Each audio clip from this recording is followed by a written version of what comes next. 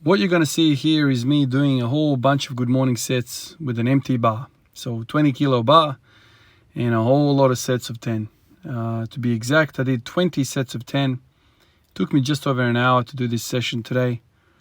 I was actually thinking about I was supposed to do, heavy good mornings today. Recently I've been doing 70 kilos. 70 kilos is a lot of weight for good mornings for me. Very difficult to maintain position. So that's kind of what I wanted to do today. However, yesterday I kind of started feeling a little bit unwell. Today it's kind of progressed. The worst of it all is just a headache. It's kind of like a thumping headache. And, I can't really load a lot of weight on the bar because doing that whole Valsalva maneuver, that bracing is going to increase that blood pressure and it's going to make my head want to pop off the shoulders. So it'll be a really dumb idea for me to, put weight on the bar and try and push heavy weights. So I thought, let's do something, man. An empty bar is not going to require a lot of bracing. Even in this position is a good morning.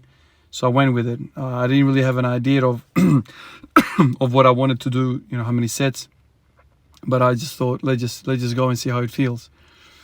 I did 5 sets and then I did 10. Eventually I was like, oh, this feels pretty good. It's not really upsetting me. It's not elevating my heart rate. It's not really, making my headache worse. And I just kind of felt like a hamstring stretch. And that was basically the session. Finished off with some squats. Went up to 100 kilos for a set of 1, and that was literally it. That set required a little bit of bracing, obviously, and so I didn't really enjoy that one all that much. And that was the session. Sometimes you're limited by life, and that's kind of what's happened. I'm kind of anticipating a little bit worse symptoms kind of developing, and so I don't really want to tax my system too much. But I think there's a lot of value in doing these types of things. It's basically shooting free throws. It's kind of like when guys are coming back from injuries, they start off with, just 1 on nothing, 1 on 0 kind of training sessions where you're just spotting up, shooting free throws, shooting jumpers, things of that nature. Light jogging, you can do that anytime really, as long as you're not taxing your system or taxing that particular body part that's troubling you, then it's all good. I always say to you guys, it's a lot more benefit you getting up and about than being stationary and resting. Obviously, if you are really unwell, really ill, of course, rest. But if you can go to the toilet, if you can get up and walk around and do things, I think you can practice shooting free throws. And this is exactly what I feel like this is. This is kind of weird because the weight is so light. It's an empty freaking bar. But when you go into those positions at the end range of a good morning, I feel my hamstrings. It's kind of like a PNF stretch, and I've spoken about PNF stretching in the past, and I already feel the effect of PNF stretching. So PNF stretching is, I've spoken about this many times before. PNF is basically the best type of stretching. It stands for proprioceptive neuromuscular facilitation. It's a fancy term to describe a stretching exercise where you are going into a deep stretch of a particular muscle, and then at the end range of that particular stretch, you are contracting that muscle out of that stretch position. So good morning is a really good example. You are stretching, right? So complete rigidity through the spine and the legs, maybe a little bit of soft knees for comfort. And then you're going until the hamstrings want to go. You stop there, and then you use those same hamstrings which are being stretched to get yourself out of that position. So a couple of things are happening there. You are stretching the muscle and the fascia, and you're also stretching or teaching, would probably be a better word to describe. You are teaching that motor neuron kind of pattern to contract and gain strength, and basically teach the body it's okay to be at this end range of motion. So it's kind of like a stretch, and these good mornings, man, like I've completely fallen in love with them. It's a stretch. I'm adding, I think, strength to this muscle like I've never done before. I've spoken about hamstring training. I think this is the most specific to what I'm after. Some of you guys have said Nordic curls. Some of you guys have said a whole bunch of different exercises. And there's no best for everything. You have to think about what you want to achieve and what you are trying to improve. And I think specificity is a very key ingredient in that equation.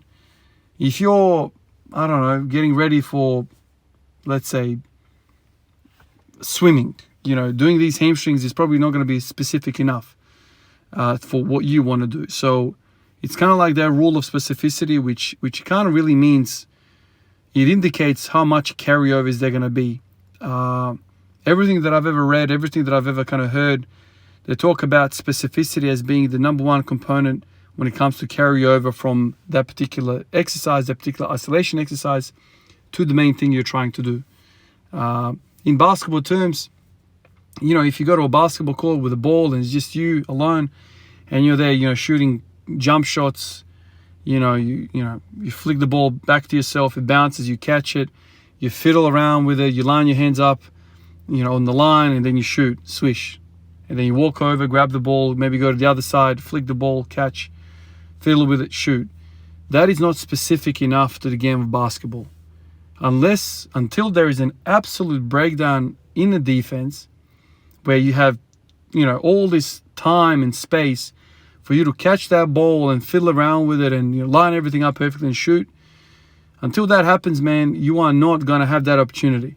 So the high specificity scenario of that would be you're doing some lines, or you are running, let's say, the short corner. So you're running from baseline, from sideline to sideline in that short corner, and you've got somebody who's rebounding for you, maybe another guy who's doing the passing, and you are sprinting from that spot to spot, or maybe you're running through cones and you're catching and shooting, kind of like mimicking that game-like situation. That specificity will carry over to the game because it's mimicking a scenario like in the game. You're being chased off the screens by a defender, and you need to curl around, catch the ball, basically in midair, or as a stride step, and you need to elevate and shoot the ball really quickly. You don't have time to fiddle around with the ball, line your fingers up, nothing.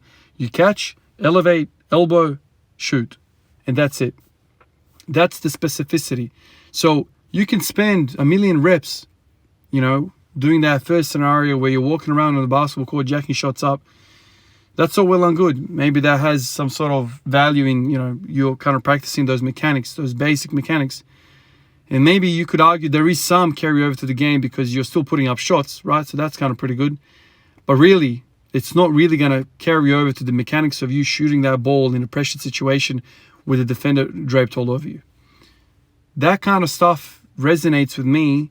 And when I think about barbell movements, everything that I've learned in the last 7, 8 year now of, specifically training to get stronger, I've realized that you can do 1 million exercises for hamstrings. 1 million. But I find that some of them might feel good, might feel bad, but some of them don't really do anything for what you're trying to do. It's really interesting because I used to have this idea of muscles being dumb.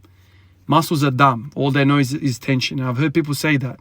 So you can contract that hamstring in a hamstring curl machine and you feel like you're working hamstrings, but it's not really going to be a carryover, a really good carryover for you to go to the squats because it's so isolated and it's so weird. Your body doesn't act in isolation. So it's really poor specificity. A better hamstring exercise is a good morning. Why is that? Well, you've got a bar on your back, so that's kind of similar. You need to brace, that's kind of similar. You need to hip hinge, that's kind of similar. And in that hip hinge, you are using hamstrings. Okay, you feel that. You're using your adductors. Why adductors? Well, it's a compound movement in your hip. You are flexing on the hip. Therefore, the adductors are going to be involved both in flexion and extension. We know that about them. And obviously, the glutes are also in the picture because the glutes are also hip extensors. And so you are practicing a movement and not a muscle. You are biasing that movement to hit the hamstrings, but that doesn't mean the glutes and the adductors and the core, they're out of it. They're still in the picture. You're just biasing a different angle of it. When you're in a hamstring curl machine, there's no biasing, man. There's nothing. Like everything's off other than your hamstrings. To a degree, right? It's never 100%.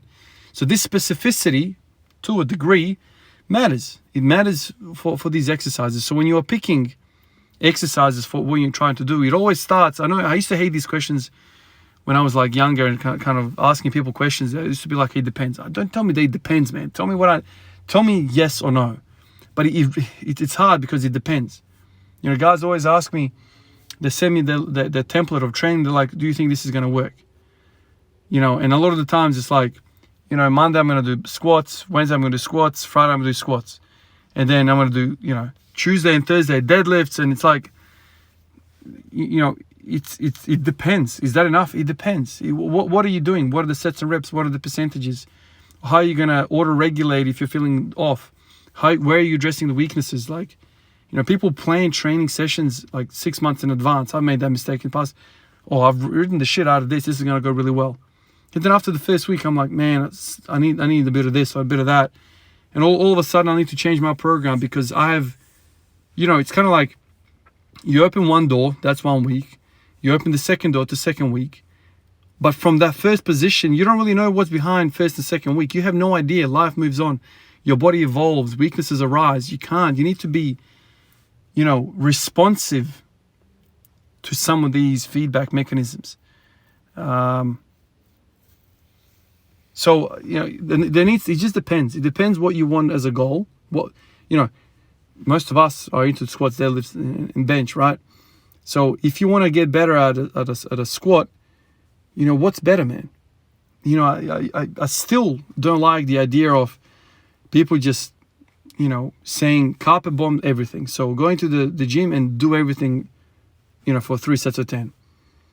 While that might seem okay, you're going to kind of, you know, carpet bomb everything, but that means you're wasting a lot of energy in doing exercises that you shouldn't be doing. You could be using that wasted energy into the exercise you should be doing. So it's kind of like, I always feel, yeah, you can do hamstring curls, Nordic curls, you can do good mornings, you can do RDLs, you can do back raises, 45 hypers, and then go home. But like, what's really happening there? Like, I like to think about it like, okay, let's think about what is happening here. And that's kind of been my, you know, this has been my goal and my focus of trying to understand what is going on. I want to know why good mornings are making me feel better than hamstring curls. You know, why? I don't want to, like, I don't need to be doing this other thing if I've found a better thing. But, you know, I always come back to this specificity. It's just, you know, you can do the pec deck, you know, the fly, you know, the pec fly machine.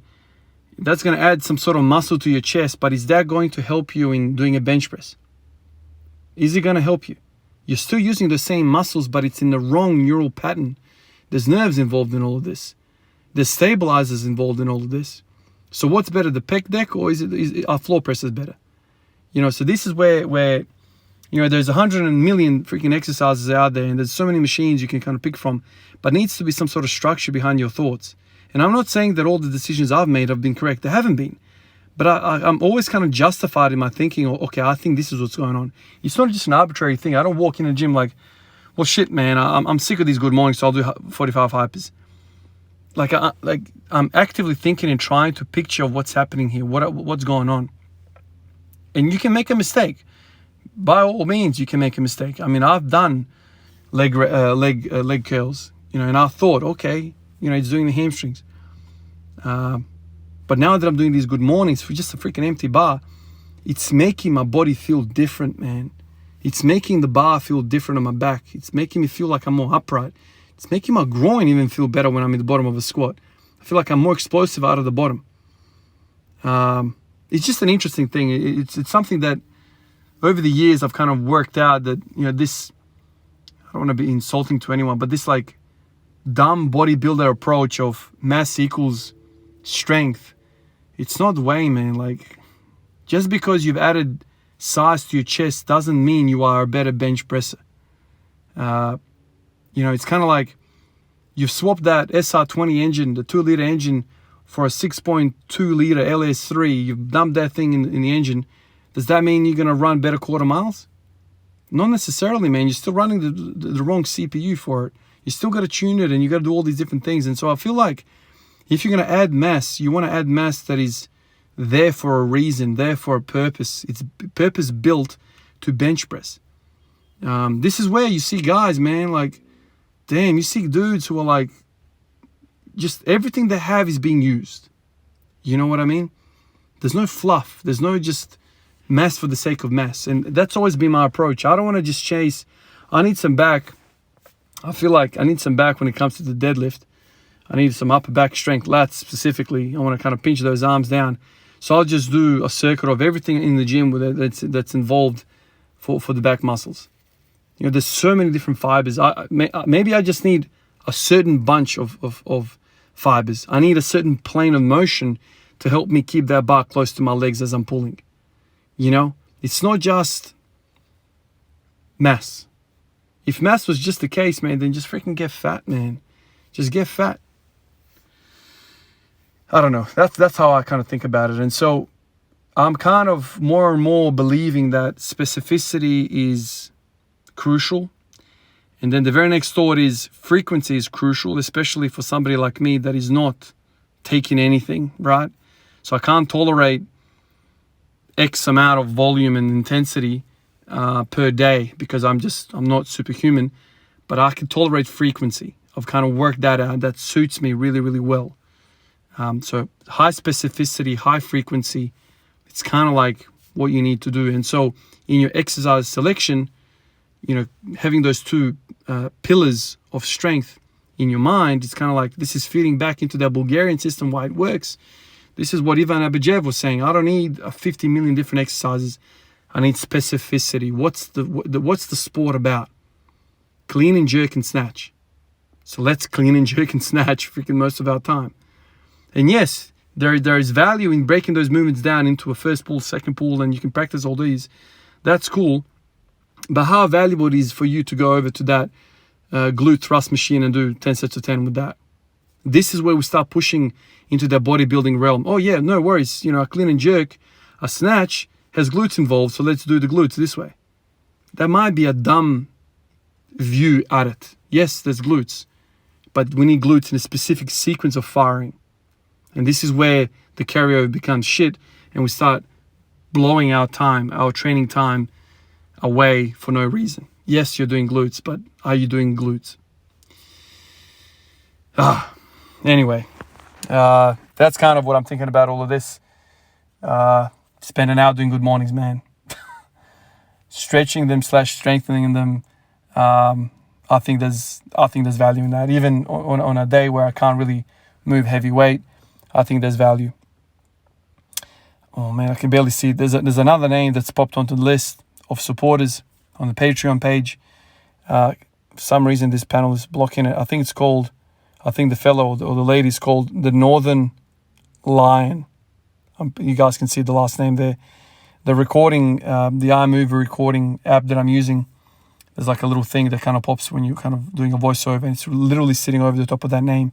And I forgot to write it down so I can actually read it properly. I think it's called the Northern Lion. So the Northern Lion, I want to thank you for the support. It's really, really appreciated. Anyway, guys, hopefully tomorrow I feel a little bit better so I can kind of get back into training. Let's see. I mean, this coronavirus is, some people have no freaking symptoms. Other people get severe symptoms. My wife is very, very mild. Seems like she's already over it. So let's see what my trajectory of illness is. Like I said, headache. Feel a little bit of nausea all day today. Let's see if I can shake it by tomorrow. Catch you guys in the next one. Peace out.